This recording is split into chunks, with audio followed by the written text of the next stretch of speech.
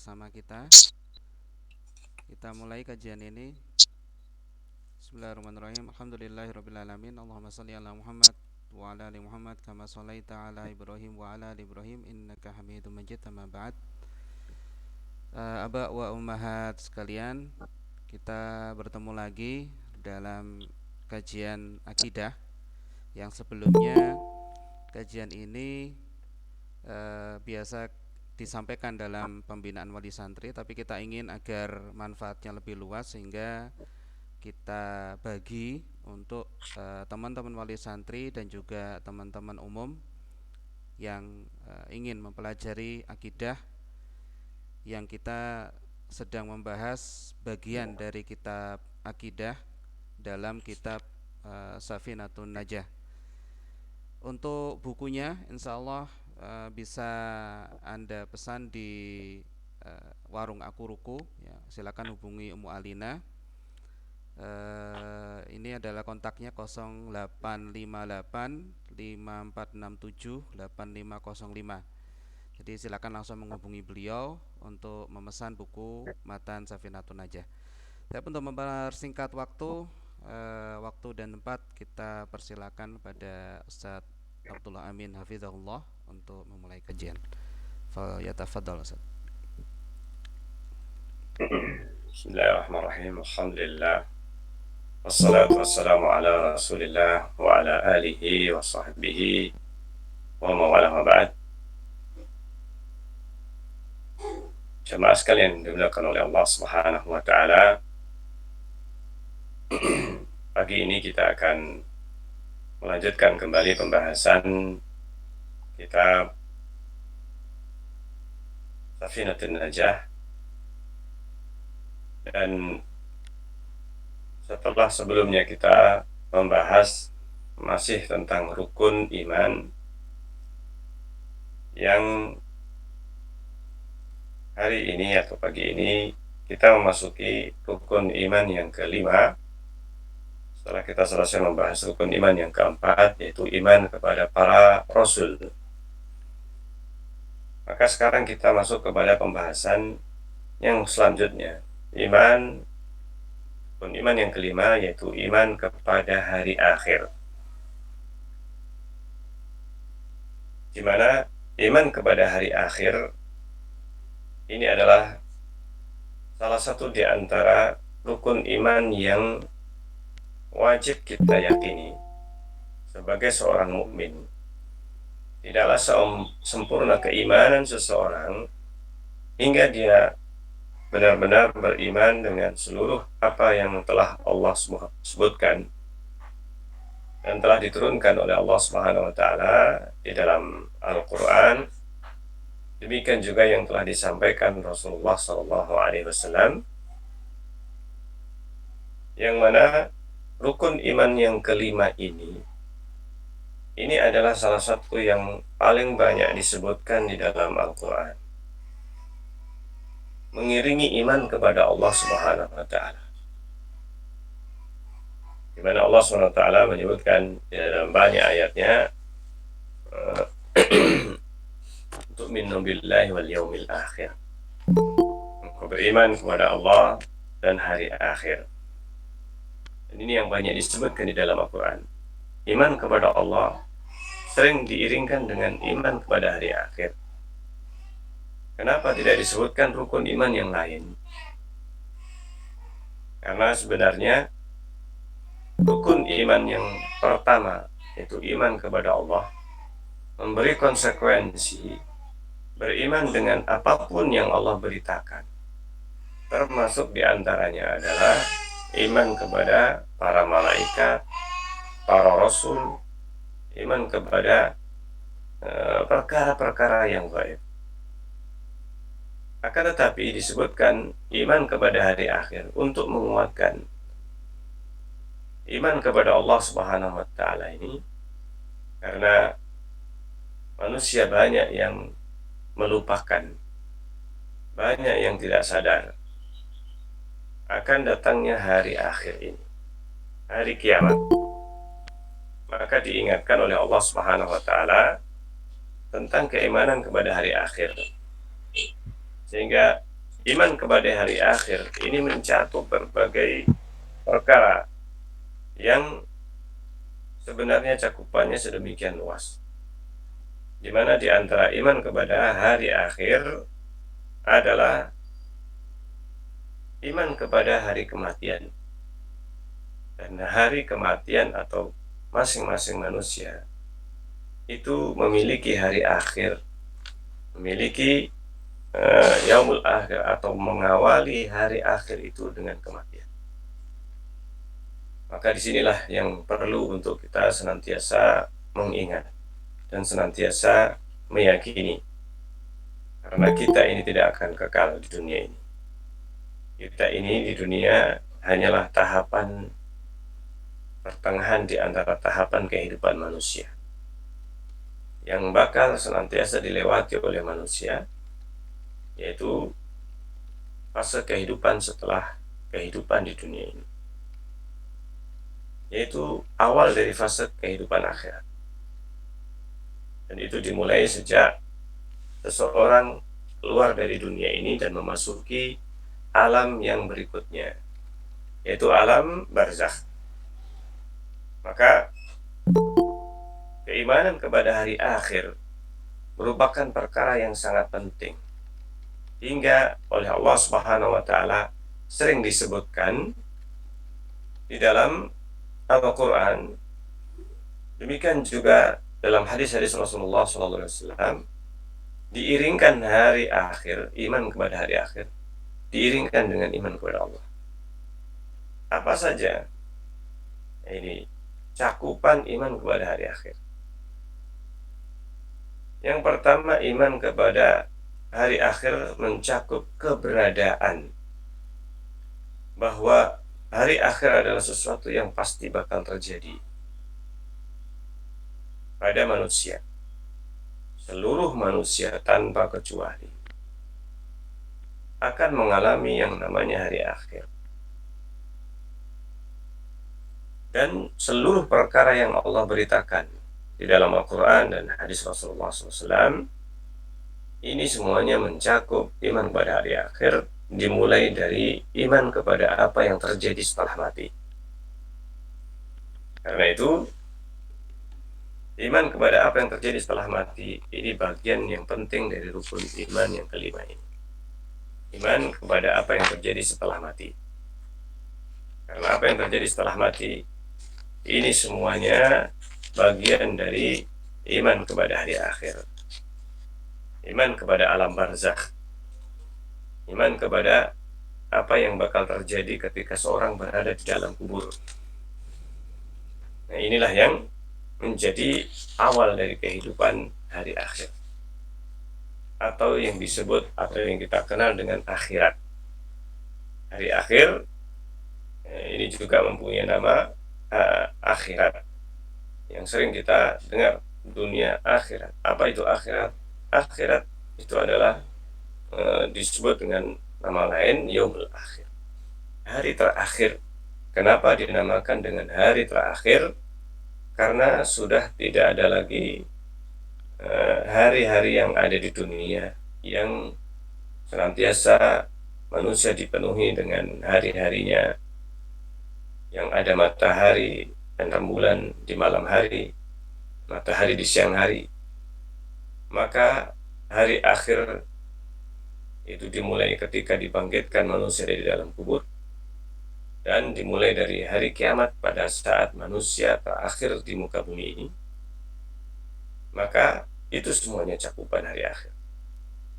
Hari kiamat adalah salah satu di antara tahapan hari akhir. Setelah manusia mayoritas berada di dalam kubur, dan yang tersisa di akhir zaman dunia ini adalah manusia terburuk, maka pada saat itulah terjadi yang namanya hari kiamat.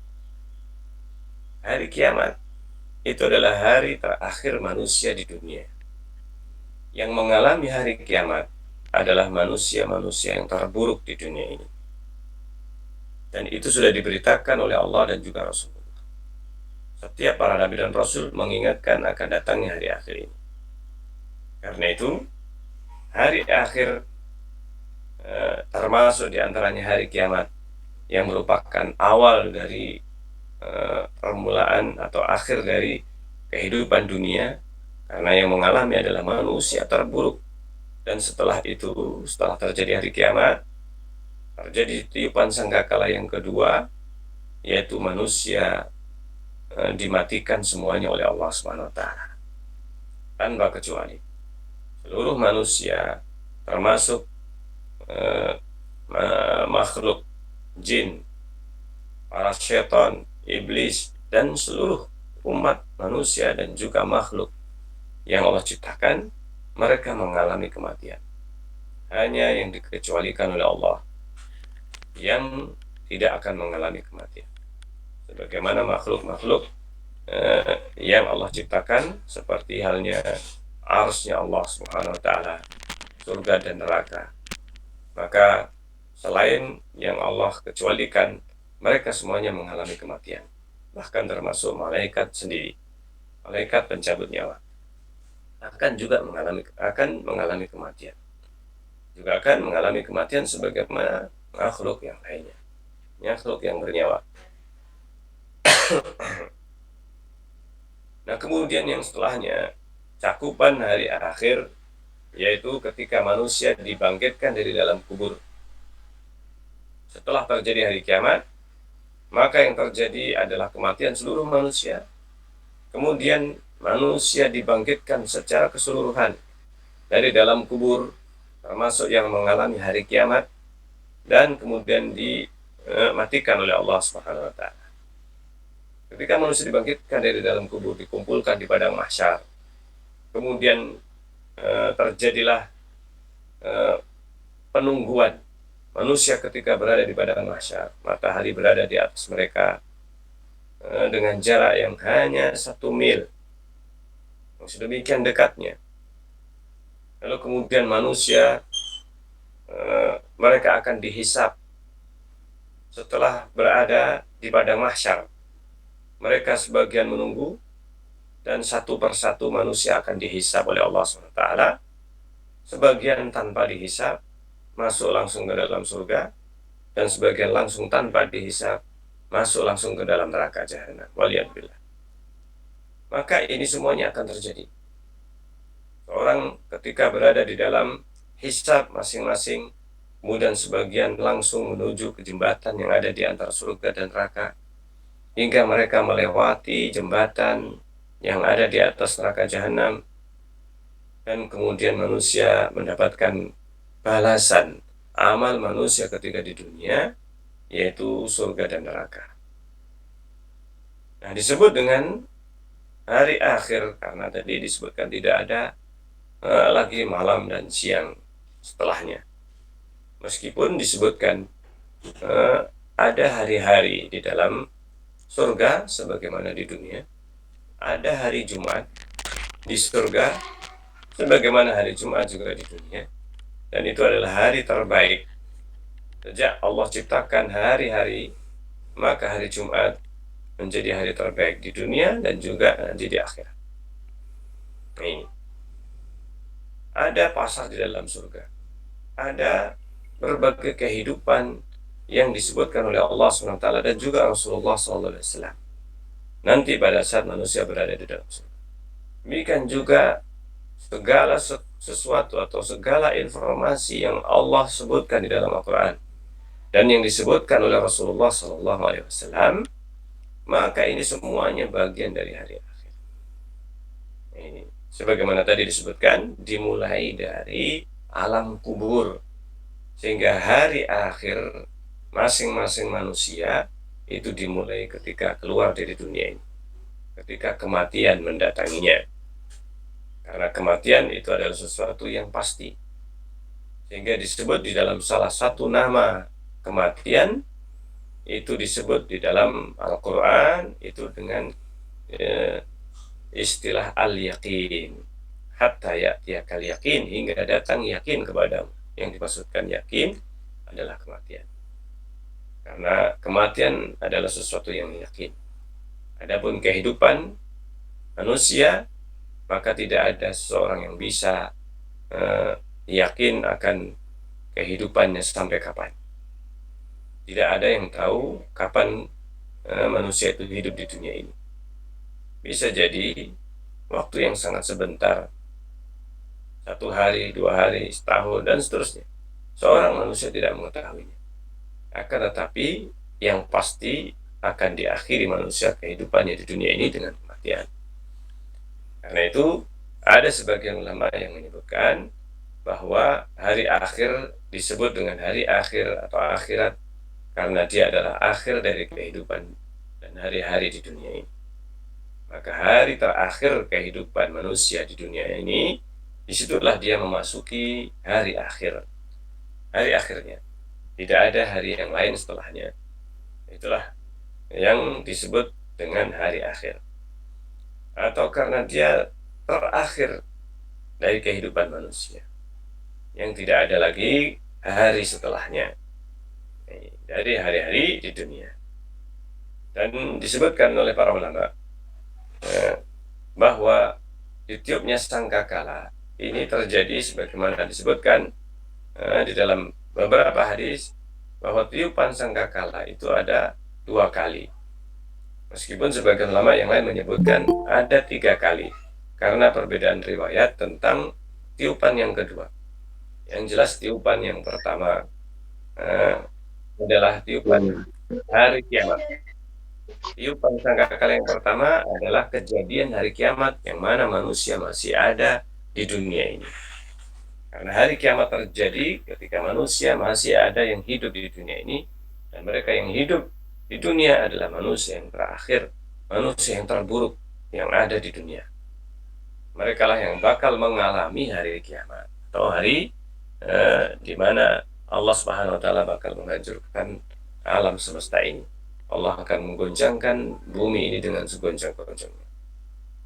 Dan juga Allah lipat langit, digulung matahari dan rembulan, dan berbagai kejadian yang sangat mengerikan yang terjadi pada hari kiamat tersebut, yang banyak digambarkan di dalam Al-Quran. Itulah tiupan sangkakala pertama.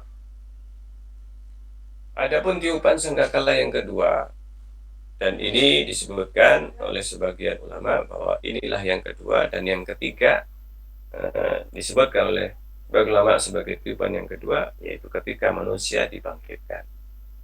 Nah, sebelum dibangkitkan manusia, maka manusia dalam tiupan sangkakala yang kedua, manusia semuanya dimatikan oleh Allah SWT. Sehingga manusia semuanya mati. Tidak ada yang pada hari kiamat kemudian tidak mati langsung dibangkitkan. Tapi setiap manusia pasti akan mengalami yang namanya kematian. Nah, ini disebutkan di dalam hadis bahwa Rasulullah SAW mengatakan atau bersabda bahwa ketika manusia ditiupkan sangkakala kepadanya, manusia terakhir, manusia terburuk, ketika ditiupkan sangkakala, manusia semuanya mati, termasuk yang mengalami hari kiamat. Pada saat itulah manusia dan alam semesta ini setelah hari kiamat terjadi keheningan, tidak ada kehidupan, karena semua manusia mengalami kematian. Dan disebutkan bahwa hal itu berlangsung selama 40 tahun. 40 tahun lamanya. Artinya terjadi keheningan sejak hari kiamat berhenti. Karena hari kiamat adalah sebuah kehebohan yang paling mengerikan yang terjadi di dunia ini.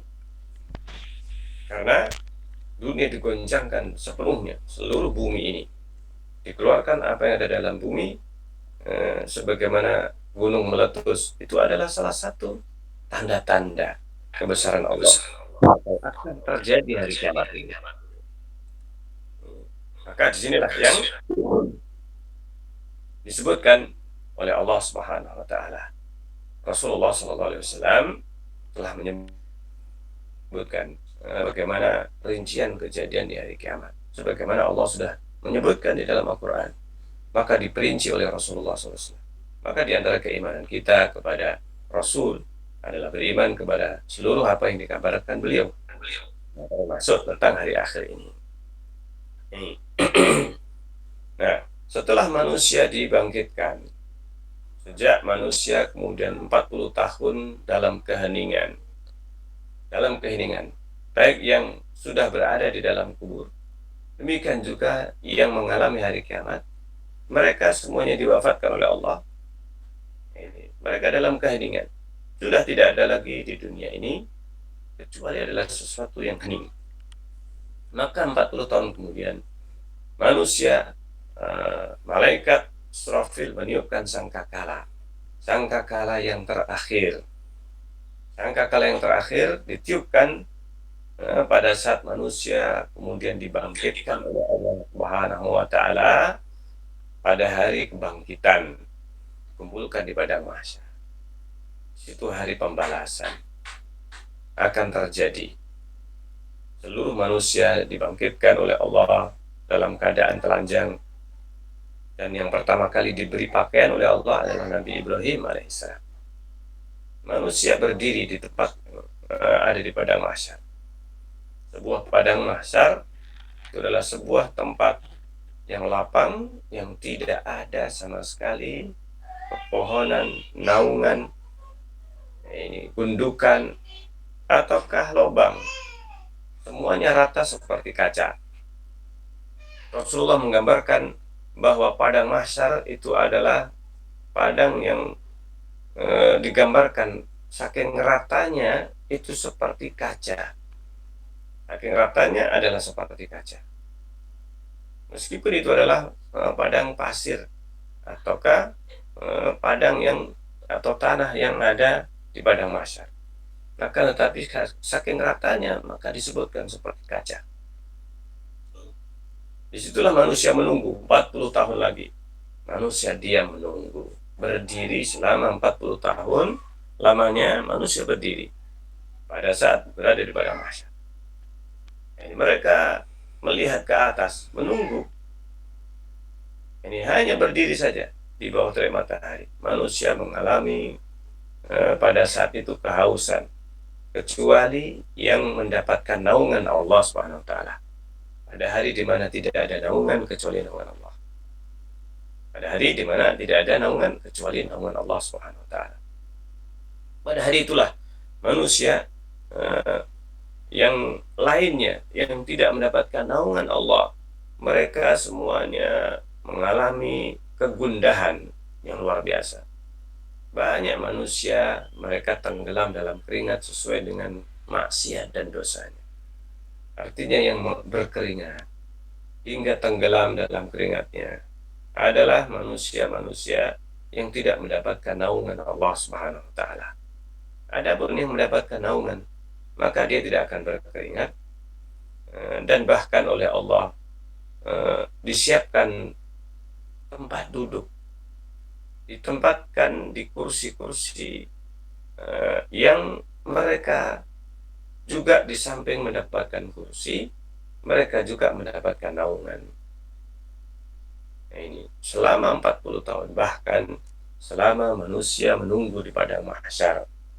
Selama manusia menunggu di padang mahsyar, yang sedemikian lamanya,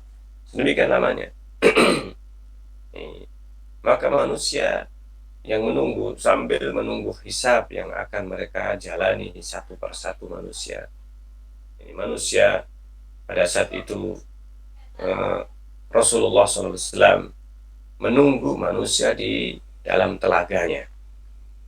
Dan iman kepada hari akhir mencakup seluruh apa yang diberitakan. Termasuk ketika Rasulullah mengatakan, ana faratukum alal haud.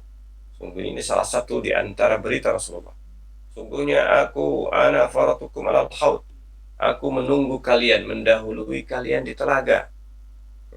Jadi Rasulullah SAW akan datang sejak dibangkitkan oleh Allah. Rasulullah SAW diberi telaga oleh Allah. Dan barang siapa yang minum dan bisa masuk ke dalam telaganya dari umat beliau sallallahu alaihi wasallam, niscaya bakal meminum sepuasnya air yang ada di dalam telaga. Dan barang siapa yang minum dari telaga Rasulullah, niscaya dia akan merasakan kesejukan dan tidak akan merasakan haus untuk selamanya.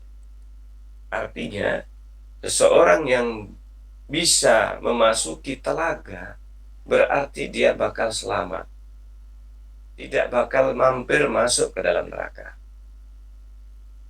Karena apa? Karena seorang yang minum telaga niscaya tidak bakal haus untuk selamanya. Artinya, dia tidak akan mengalami kengerian yang ada di dalam neraka. Mereka akan melewati neraka jahanam tanpa merasakan kehausan. Dan setelah itu masuk ke dalam surga, dan di dalam surga dia akan mendapatkan minuman, makanan, dan tidak akan pernah haus untuk selamanya. Akan tetapi, yang merasakan neraka, maka dimulai sejak seseorang tidak bisa memasuki telaga beliau. Tidak bisa memasuki telaga Rasulullah SAW. Maka orang-orang yang seperti ini, orang-orang yang tidak bisa atau orang yang tidak atau tertahan dari telaga Rasulullah SAW, padahal telaga Rasulullah SAW luasnya cukup untuk menampung seluruh umat Rasulullah, cukup untuk menampung semuanya dari mulai Nabi dari mulai diutusnya Rasulullah SAW sampai akhir zaman. Maka manusia yang hidup di antara umat Rasulullah sejak sahabat Rasulullah sampai manusia terakhir, maka mereka semuanya seandainya masuk telaga Rasulullah, mereka bisa. Akan tapi akan ada di antara umat Rasulullah yang tidak bisa masuk ke dalam telaga beliau karena perbuatan maksiat, perbuatan dosa-dosa besar, atau melakukan berbagai perkara yang tidak pernah dicontohkan Rasulullah, tidak pernah diajarkan Rasulullah SAW. Karena malaikat atau Allah SWT yang nanti ketika itu Rasulullah melihat sebagian umatnya tidak bisa masuk ke dalam telaga Rasulullah, maka Rasulullah mengatakan, "Ya Rabbi ummati, ya Rabbi umatku." Maka kata beliau ketika itu kepada Allah, "Ya Rabbi, ya Allah, itu adalah umatku." Artinya kenapa tidak bisa masuk ke dalam telaga? Mereka tertahan. Saya yukhtala juduni. Ini qaumun akan tertahan, tidak bisa masuk ke dalam telaga. Kaum artinya banyak. Dunia yang tidak bisa masuk mendekati diriku, tidak bisa mendekati telaga Rasulullah SAW, tidak masuk di dalamnya. Kenapa? Kata Allah, dijawab oleh Allah SWT, "Innaka la tadri ma ahdatsu ba'dak." Wahai Muhammad, engkau tidak tahu apa yang mereka ada-adakan sepeninggalmu. Apa yang dimaksudkan diada-adakan? Yaitu amalan-amalan yang tidak pernah diajarkan Rasulullah SAW. Meskipun mereka menyangka itu adalah sesuatu yang baik. Ini bahayanya beramal tanpa ilmu, tanpa tuntunan Rasulullah SAW. Tidaklah sesuatu yang dianggap baik oleh seseorang, maka itu berarti baik di sisi Allah. Karena itu bisa jadi seseorang menyangka itu kebaikan, padahal di sisi Allah bukan. Sebaliknya juga demikian. Bagi Allah itu adalah baik, bagi manusia sesuatu yang tidak baik, dia tinggalkan. Nah ini, maka hendaknya kita senantiasa menjadikan patokan amalan kita di dunia ini adalah apa yang telah diajarkan Rasulullah SAW kepada umatnya, kepada para sahabat. Itulah yang diajarkan Rasulullah. Itulah yang bisa menyelamatkan kita. Ini, kalau kita mengamalkan sesuai dengan yang diamalkan Rasulullah, diajarkan kepada para sahabat, niscaya kita akan mendapatkan kebahagiaan dan kesuksesan selama dunia dan akhirat. Makanya ini yang menjadi patokan. Kalau kita ingin mendapatkan telaga Rasulullah, hendaknya kita jalankan agama ini sesuai dengan apa yang diajarkan. Bukan mengada-adakan sesuatu yang tidak pernah diajarkan Rasulullah. Mengamalkan apa yang tidak pernah diajarkan Rasulullah. Cukup seandainya kita itu mengamalkan yang diajarkan Rasulullah, kita tinggalkan, nggak ada ajarannya, maka itu menyelamatkan kita. Itu jaminan keselamatan. Ini, dunia dan akhirat. Ini, makanya ini yang harus kita yakini kebenarannya, itu yang telah diajarkan Rasulullah. Seandainya seseorang itu melaksanakan ajaran Rasulullah SAW dan tidak mengamalkan apapun yang tidak diajarkan Rasulullah, dia sudah tidak bisa mengamalkan seluruh yang diajarkan Rasulullah. Tidak bisa. Nah, ini. Kalau seandainya dia tinggalkan apa yang telah diajarkan Rasulullah, dia mengamalkan sesuatu yang tidak ada tuntunannya, berarti dia akan kehilangan kesempatan sebanyak amalan yang dia lakukan yang tidak ada contohnya, maka kesempatan untuk mengamalkan apa yang dicontohkan Rasulullah akan hilang. Tidaklah seorang melakukan kebid'ahan kecuali akan hilang kesempatan dia melakukan sunnah. Ini adalah sesuatu yang pasti. Karena kehidupan manusia 24 jam, seandainya mengikuti sunnah Rasul, maka tidak semua sunnah bisa dia jalankan. Hanya sebagian. Hanya sebagian yang bisa dia jalankan dari sunnah Rasulullah SAW. Nah, demikianlah. Karena manusia yang paling sempurna, Rasulullah, itu adalah yang beliau amalkan. Para sahabat berusaha mengamalkan apa yang diamalkan Rasulullah. Tapi para sahabat juga tidak bisa mengamalkan seluruh apa yang diamalkan Rasulullah SAW. Nah, ini amalan hati, amalan lisan, amalan anggota badan, maka mereka tidak bisa sesempurna Rasulullah di dalam beramal di dunia. Rasulullah menjadi teladan bagi manusia semuanya. Tetapi manusia yang meneladani Rasulullah, seandainya seorang berusaha meneladani Rasulullah seluruh apa yang diajarkan Rasulullah, masih belum sempurna, masih belum bisa dia mengamalkan seluruh. Apalagi kalau seseorang meninggalkan sebagian yang diajarkan Rasulullah, lalu dia melakukan yang tidak pernah ada ajarannya. Tentu kesempatan itu akan hilang. Sia-sia kehidupannya di dunia, kesempatannya di dunia. Semakin menipis kalau dia semakin banyak mengamalkan kebid'ahan yang tidak ada contohnya dari Rasulullah SAW. Yang ada contohnya saja, tidak bisa semuanya kita jalankan. Apalagi yang tidak ada contohnya. Nah ini. Dan ini adalah tuntunan Rasulullah SAW. Karena yang bisa menyelamatkan kita adalah ittiba'us sunnah, mengikuti ajaran Rasulullah, sunnah Rasulullah SAW. Itulah yang akan menyelamatkan dari kehidupan kita di hari akhir, kehidupan setelah di dunia ini. Karena itu disebutkan oleh sebagian ulama bahwa alam kubur itu adalah yang pertama kali dari alam akhirat atau hari akhir. Karena alam kubur adalah merupakan barzakh, pemisah antara hari yang disebut dengan dunia dan hari yang disebut dengan akhirat. Maka barzakhnya atau batasnya itu adalah alam barzakh, yaitu alam kematian. Karena yang disebutkan dengan kematian, maut, itu sebenarnya adalah batas saja.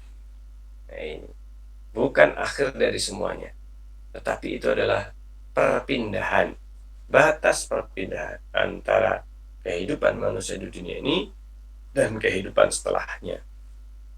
Itulah yang menjadikan alam kubur disebut dengan alam barzakh. Nah, kubur itu sendiri yang artinya memendam, menguburkan, artinya memendamkan, menutupi, sehingga di dalam kubur sesuatu yang tertutup dari pandangan dan apapun yang bisa dilakukan oleh manusia.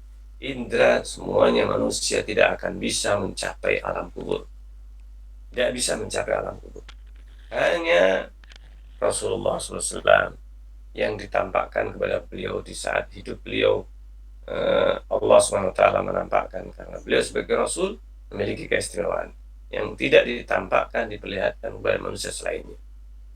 Kehidupan setelah mati, hanya Rasulullah yang bisa melihat kehidupan di dalam kubur. Itu pun karena Allah SWT yang menjadikan Rasulullah SAW bisa melihat apa yang ada dalam kubur, bisa mendengarkan apa yang ada dalam kubur. Ini adalah yang disebutkan oleh beliau dalam banyak hadis tentang kejadian di dalam kubur. Rasulullah mendengarkan adab kubur, Rasulullah mendengarkan apa yang ada di dalam kubur. Ini mana manusia yang ada di dalam kubur tidak bisa mendengar apa yang ada di dunia, dan sebaliknya manusia yang ada di dunia tidak bisa mendengarkan apa yang ada di dalam kubur. Adapun yang ditampakkan oleh Allah sebagian di antara apa yang menjadi siksaan di dalam kubur ditampakkan. Bisa jadi banyak kejadian atau banyak manusia yang di saat hidupnya orang yang berbuat maksiat, berbuat kesyirikan, ditampakkan sebagian adab yang ada di dalam kubur untuk menjadi peringatan manusia. Tapi banyak manusia yang tidak mengambil pelajaran dari berbagai kejadian tersebut. Berbagai kejadian. Dan itu sudah terjadi di zaman Rasulullah. Ada seorang yang murtad, orang Nasrani, masuk Islam, tapi kemudian murtad kembali kepada Nasrani, lalu oleh Allah dijadikan sebagai peringatan kepada para sahabat. Ketika murtad mati di zaman Rasulullah, ketika mati kemudian dikuburkan oleh kaumnya, kaum kufar, kafir atau Nasrani, dikuburkan. Besoknya kemudian tanahnya memuntahkan ini orang yang sudah mati tersebut. Ini karena ketika murtad dia mencela Rasulullah SAW dan bahkan berdusta, mengatakan bahwa apa yang diketahui Muhammad itu adalah apa yang aku ajarkan kepadanya. Allah murka kepadanya, lalu Allah jadikan tanda kebesaran Allah, yaitu orang ini tidak bisa dikuburkan, tanah tidak menerimanya, hingga akhirnya dibiarkan oleh para pengikutnya atau oleh kaumnya, meskipun awalnya mereka menuduh bahwa Rasulullah SAW serta para sahabat yang menggali kuburannya, tetapi ternyata terjadi. Kuburan semakin digali, semakin dalam, tetapi esok harinya pun yang diperkirakan untuk mengenduk itu harus diperlukan waktu yang lama. Tapi ternyata besok harinya padahal sudah dikeduk sedalam-dalamnya yang mampu dilakukan sampai menjelang malam. Tapi ketika besok pagi, maka orang tersebut kembali ke atas bumi ini, tidak diterima. Ini oleh kaumnya pun ditinggalkan. Jadi ini hadis yang sahih. Ini hadis yang sahih. Makanya ini peringatan kepada kita. Peringatan kepada kita. Hingga alam kubur adalah penentu. Utsman bin Affan radhiyallahu anhu pada saat mendengar alam kubur menangis. Atau ketika datang ke kuburan menangis Utsman bin Affan. Pada saat menceritakan surga dan neraka tidak menangis. Utsman bin Affan menyampaikan surga neraka atau disebut surga neraka tidak menangis. Tapi ketika disebutkan atau teringat alam kubur, maka Utsman bin Affan menangis. Kenapa demikian? Nah, ternyata Utsman mengatakan bahwa alam kubur itu adalah menentukan. Barang siapa yang selamat di alam kubur, maka yang setelahnya lebih ringan. Tapi barang siapa yang sengsara di alam kubur, maka itu adalah merupakan awal kesengsaraan yang lebih berat, yang setelahnya lebih berat daripada sebelumnya. Demikianlah manusia akan merasakan apa yang akan dialami, itu baru dia sadar setelah manusia mengalami kematian. Setelah manusia mengalami kematian dan yang tidak bisa lagi kembali ke dunia ini. Orang yang sudah masuk ke alam barzakh tidak akan bisa kembali ke dunia. Karena itu apa yang diceritakan, karena mungkin kita sebagian pernah mendengar ada orang yang mantan mayit atau sudah mati kemudian hidup kembali, balik ke dunia ini. Maka sebenarnya orang tersebut tidaklah mengalami kematian. Dia belum mengalami yang namanya kematian.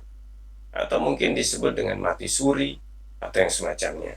Yang sesungguhnya hakikatnya mati suri atau orang yang kemudian bercerita mengalami kematian sementara dan kemudian hidup kembali. Dan bahkan orang-orang sudah menyangka dia mati, bahkan telah dihukumi dengan kematian. Tapi ternyata masih ada. Masih ada, dia ternyata kembali ke dunia. Maka itu sebenarnya bukan kematian. Karena kematian yang dialami oleh seseorang tidak bakal terjadi berulang kali. Kematian hanya satu kali. Adapun orang yang seperti mati, maka sungguhnya dia bukan mati, atau disebut mati suri. Makanya banyak orang itu kemudian berpegang atau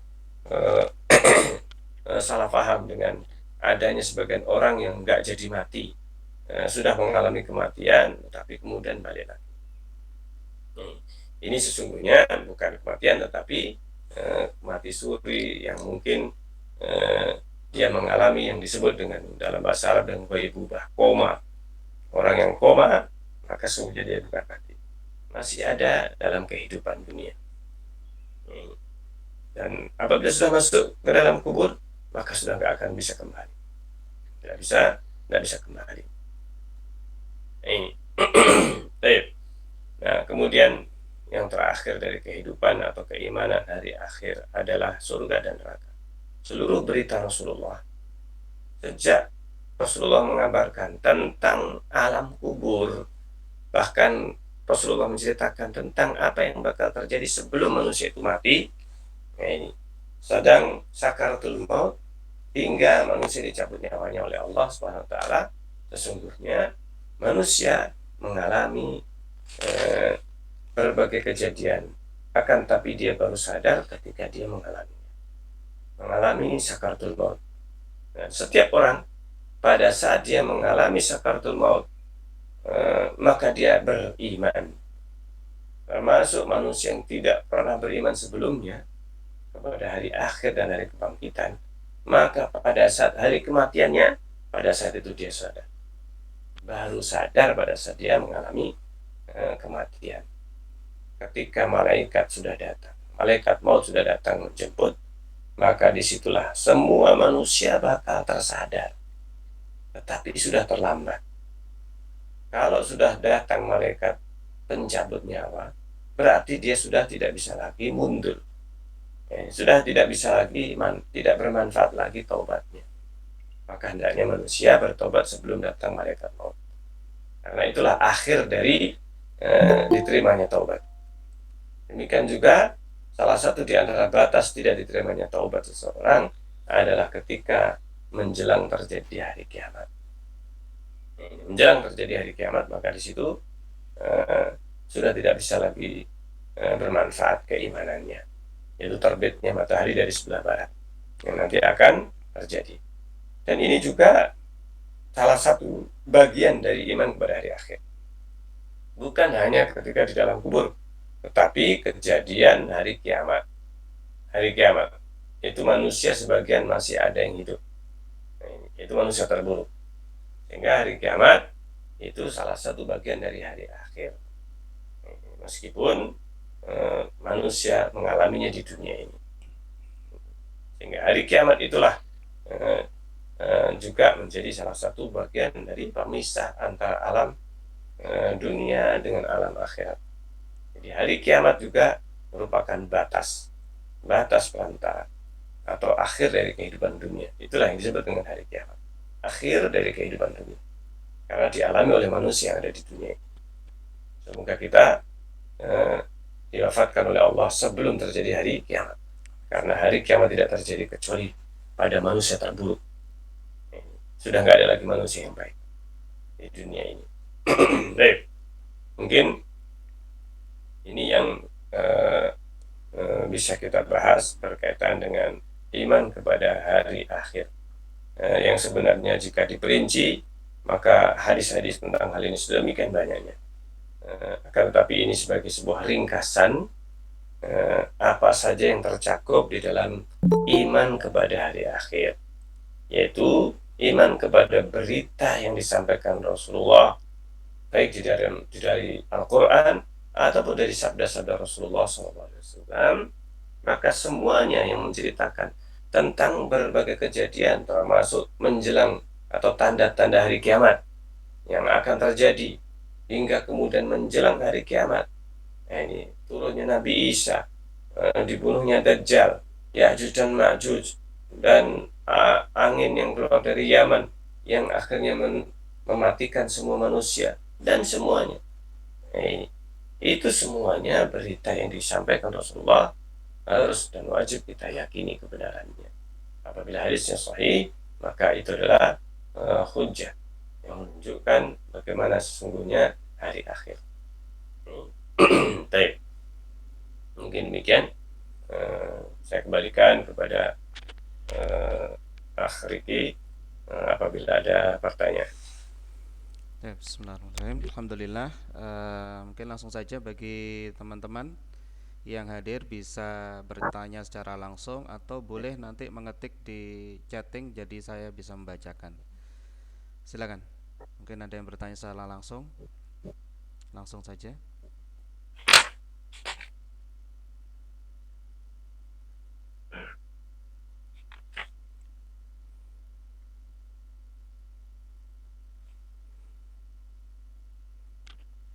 Mungkin saya mendahului Ustadz Afwan tentang urutan Ustadz.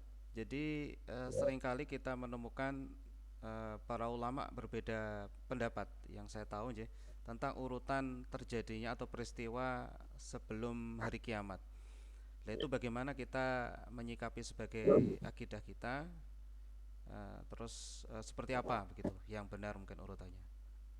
Ya, tentang urutan yang memang menjadi perselisihan di kalangan para ulama, sebenarnya tidak seluruh urutan itu menjadi perselisihan. Ada sebagian yang disepakati oleh para ulama, akan tapi ada beberapa hal yang diperselisihkan tentang urutan, baik itu sebelum hari kiamat maupun setelah hari kiamat. Ini terjadi perselisihan tentang hal ini. Adapun sebelum hari kiamat, jadi terbagi menjadi dua bagian. Sebelum terjadi hari kiamat dan setelah hari kiamat. Ini juga ada perselisihan tentang urutannya. Adapun yang sebelum hari kiamat, maka yang diperselisihkan itu ada beberapa perkara. Di antaranya, terbitnya matahari dari sebelah barat. Lebih duluan mana? Dengan misalnya keluarnya dabah, keluarnya binatang yang melata, yang bisa berbicara. Kemudian Ya'juj dan Ma'juj. Kemudian ketika manusia atau munculnya berbagai tanda-tanda hari kiamat. Kemudian diantaranya adalah keluarnya dukhan. Keluarnya dukhan. Dukhan itu artinya asap yang nanti akan keluar di akhir zaman. Apakah itu sebelum Dajjal atau setelah Dajjal? Sebelum Dajjal atau setelah Dajjal?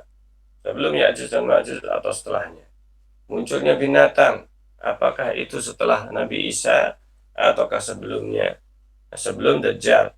Ini semuanya urutan-urutan yang diperselisihkan. Akan tetapi ini cabang-cabang akidah. Terjadinya perselisihan dalam hal ini tidaklah mengeluarkan mereka dari ahlu sunnah, karena para ulama pun berselisih disebabkan karena Rasulullah ketika menyebutkan hadis-hadis tentang hal ini juga terdapat perselisihan riwayat. Akan tapi urutan yang paling rajih insyaallah ta'ala sesuai dengan hadis-hadis yang dikumpulkan oleh para ulama khusus yang berhubungan dengan hari akhir atau hari kiamat, bahwa ada 10 perkara yang disebutkan Rasulullah. Apabila salah satu itu terjadi, maka yang lainnya akan berurutan atau berdekatan waktunya. Berdekatan waktunya. Nah, yang pertama adalah Al-Mahdi, yaitu keluarnya Al-Mahdi. Al-Mahdi pada saat keluar, pada saat datang, dan itu sebelum Dajjal. Maka Al-Mahdi sudah keluar. Kemudian Dajjal setelahnya. Dajjal setelahnya. Kemudian setelahnya Nabi Isa alaihissalam. Turunnya Nabi Isa. Turunkan oleh Allah. Kemudian pada saat Nabi Isa sudah membunuh Dajjal, menghapus jizyah pajak, menghancurkan salib, baru setelahnya itu terjadi yang namanya munculnya keluarnya Ya'juj dan Ma'juj. Itu setelah Nabi Isa. Nah, ini yang lebih kuat dan sesuai dengan hadis-hadis Rasulullah. Ini urutan secara singkat, ini yang paling rajih. Setelah Ya'juj dan Ma'juj, maka di situ terjadi perselisihan. Apakah setelahnya muncul asap, asap atau angin yang akan muncul dukhan, dan kemudian keluarnya angin yang keluar dari Yaman mengumpulkan manusia ke padang mahsyar yang pertama di dunia. Dan padang mahsyar yang dimaksudkan bukan padang mahsyar ketika manusia dibangkitkan dari kubur, tapi padang mahsyar itu ada dua. Ini yang perlu diperhatikan. Padang mahsyar itu ada dua. Yang pertama adalah di dunia ini, dan yang kedua atau sebelum terjadi hari kiamat. Padang mahsyar yang kedua adalah setelah terjadi hari kiamat. Apakah tempatnya sama? Wallahu a'lam. Yang jelas disebutkan oleh Rasulullah bahwa manusia nanti akan digiring dari tempatnya masing-masing, digiring oleh api, keluarnya api yang akan menggiring manusia ke padang mahsyar, menggiring manusia ke padang mahsyarnya. Nah, setelah itu muncul terbitnya matahari dari sebelah barat. Ini yang rajih, yaitu munculnya matahari terbit dari sebelah barat itu hampir terakhir. Karena itu Allah SWT menyebutkan pada hari di mana terjadi yang namanya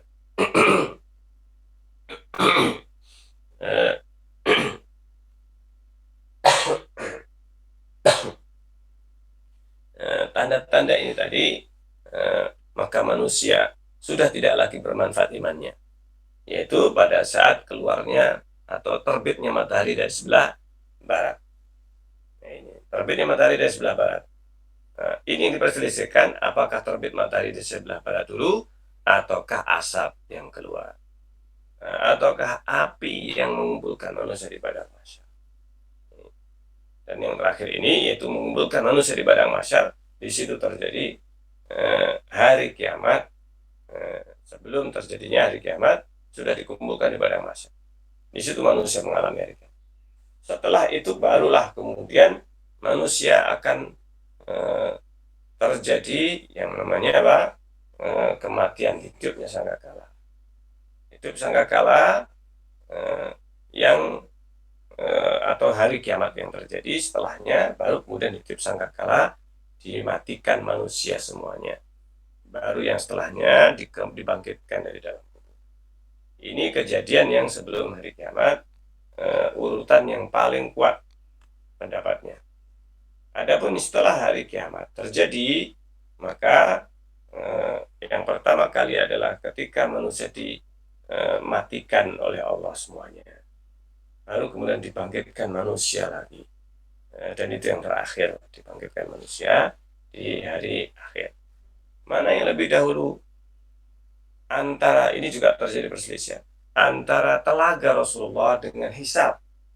Apakah hisab setelah telaga ataukah telaga setelah hisab? Nah, yang rajih adalah bahwa telaga lebih dahulu. Telaga adalah lebih dahulu karena Rasulullah sejak pertama kali dibangkitkan, Rasulullah sudah menunggu di telaga. Nah, di situ berarti telaga adalah salah satu yang pertama kali. Kemudian yang setelahnya adalah hisab. Jadi manusia dihisab.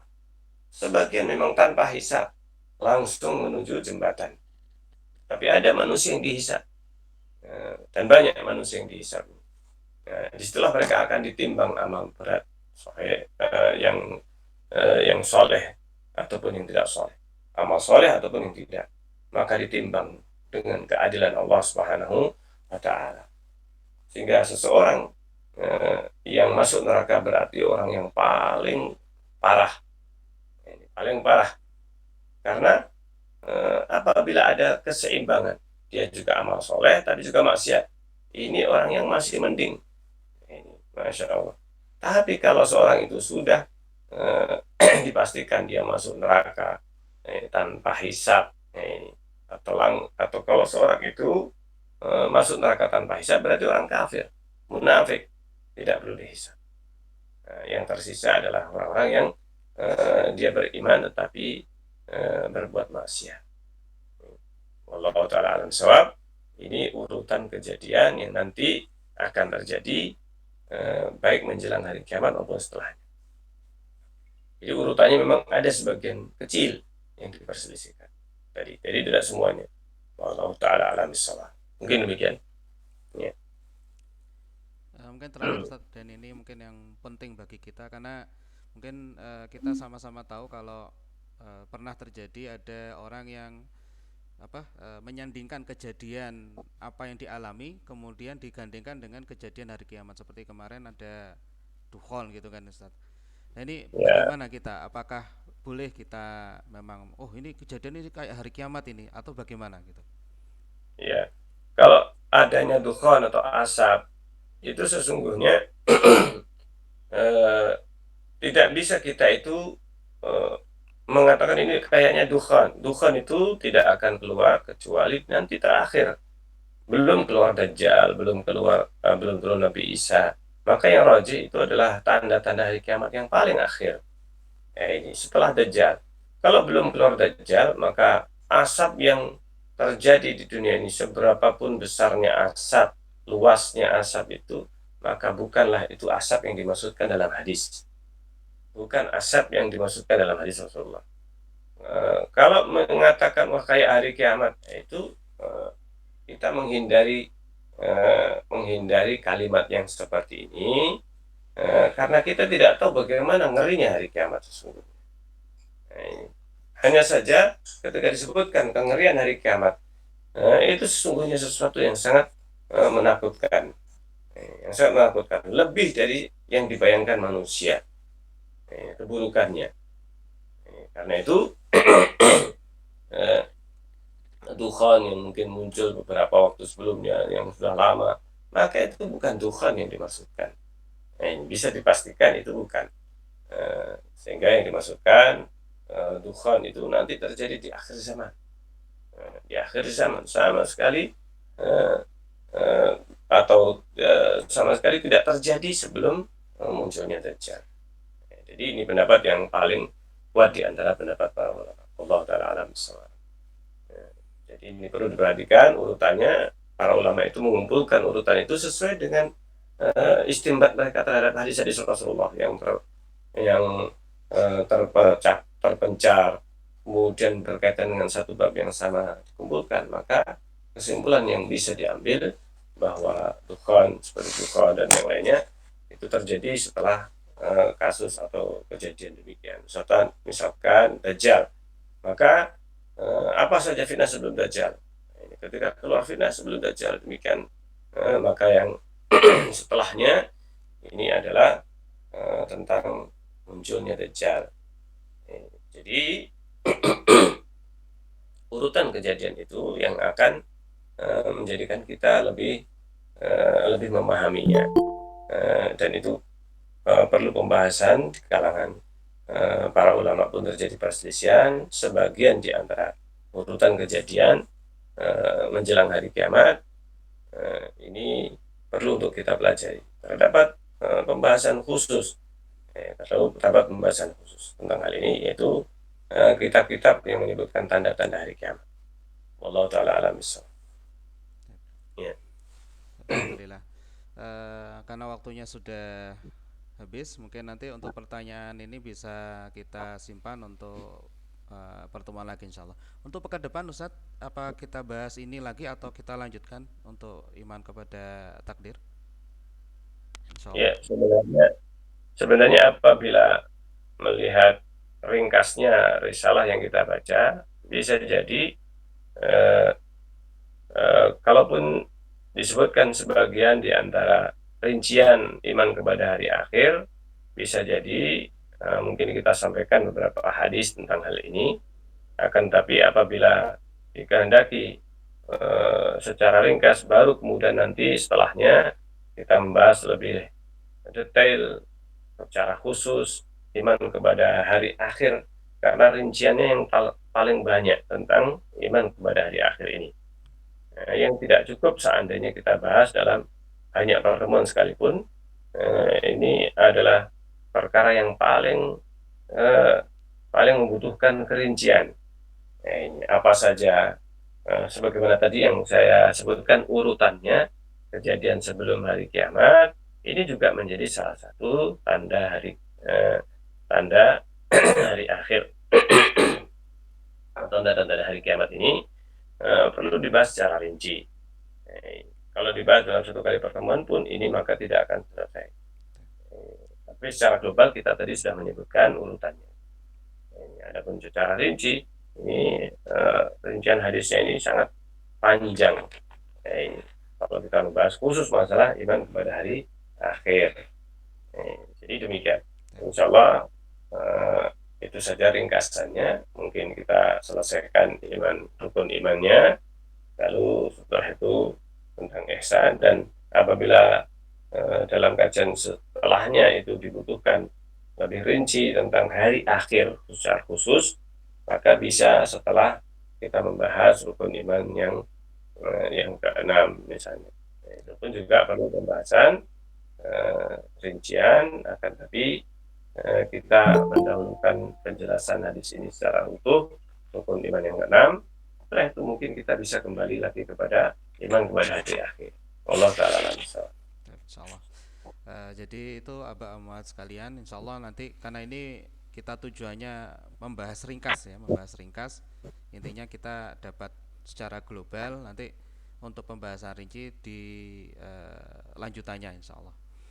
Tapi barakallahu fik, jazakumullah khairan Ustadz Abdul Amin telah meluangkan waktunya untuk kita. Insya Allah pekan depan kita akan ngaji lagi seperti ini dengan pembahasan iman kepada takdir. Jangan lupa untuk menyampaikan kepada teman-teman Anda semuanya agar bisa bergabung dan mendapatkan manfaat. Barakallahu fiik Ustaz, tafadhal kalau ingin keluar. Barakallahu fiik. Silakan Abah umat sekalian kalau ingin istirahat silakan. Subhanakallahumma bihamdika asyhadu an la ilaha illa anta astaghfiruka wa atubu ilaik.